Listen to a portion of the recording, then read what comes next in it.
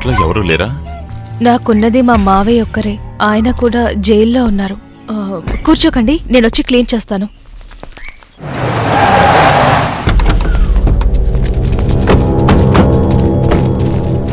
దాన్ని పంపించు. లోపలుంది, పిలుస్తాను. వెయిట్ చేయి. డబ్బు తీసుకొచ్చావా? లేదు.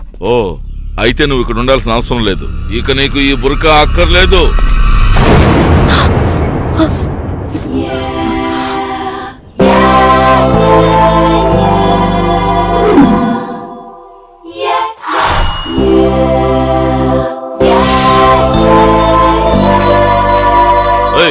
వచ్చి బండెక్కువే. ఏంటి సమస్య? ఇది నువ్వు తీర్చే సమస్య కాదులే. బండెక్కించండిరా.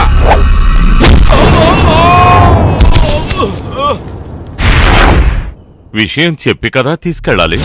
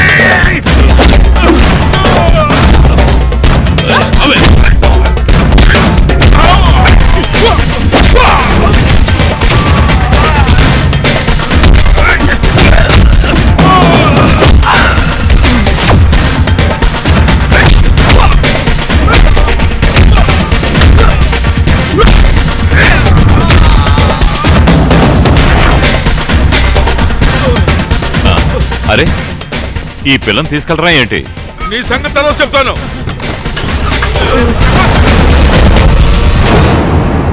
ఏంటిదంతా? ఆ డబ్బెక్కడా? ఏం డబ్బు?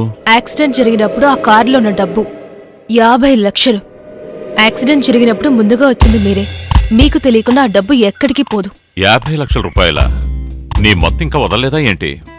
మత్తులోంచి బయటపడిన తర్వాతే నాకు తెలిసింది ఆ కారులో అంత డబ్బుందని. వాళ్ళు నన్ను మోసం చేయాలని చూస్తున్నారు.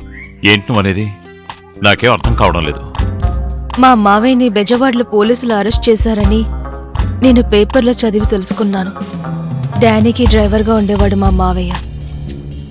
డానీ సార్, మా మావయ్య చాలా మంచివాడు. అలాంటి పని చేసుండడు. మనసుంటే మార్గం ఉంటుంది, ఏదో దారి దొరుకుతుందిలే.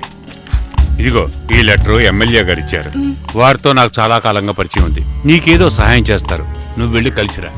ఇకపోతే ఆయనకి ముస్లిమ్స్ అంటే చాలా ఇష్టం. బుర్కా వేసుకు వెళ్ళడం మర్చిపోకు. నువ్వు తోడుగా వెళ్ళు, మన కారులోనే తీసుకెళ్ళు. Okay sir. అది జరిగింది. హాస్పిటల్లో నాకు స్పృహ వచ్చినప్పుడు నా ఎదురుగా డానీ సార్ ఉన్నారు. చూడమ్మా, మీరొచ్చిన కారులో 50 లక్షల రూపాయలు ఉండాలి. డ్రైవర్ శవంతో పాటు అన్నీ దొరికాయి, కానీ ఆ డబ్బు మాత్రం దొరకలేదు. ఇది బ్లాక్ మనీ కాబట్టి ఈ విషయం పోలీసులతో చెప్పలేం. ఒకవేళ చెప్తే మీ మామయ్యతో పాటు నువ్వు జైల్లో ఉండాల్సి వస్తుంది. నేనొక విషయం ఖచ్చితంగా చెప్పగలను, నిన్ను రక్షించిన వాళ్ళ దగ్గరే తప్పకుండా ఆ డబ్బు ఉండుంటుంది. ఆ డబ్బు నువ్వే తీసుకురావాలి. ఒకవేళ తీసుకురాకపోతే నిన్ను పూడ్చిపెట్టడానికి మీ మామయ్యకి బెయిలిచ్చి నేనే బయటికి తీసుకురావాలి. మీతో పాటు ఉండి ఆ డబ్బుని ఎలాగైనా తీసుకొచ్చేయాలని నేను ట్రై చేశాను. ఆ రోజు రాత్రి మీ రూమ్కొచ్చింది నేనే. డబ్బు తిరిగివ్వకపోతే ఆ డానీ నన్ను చంపేస్తాడు. నాకు వేరే దారి లేదు.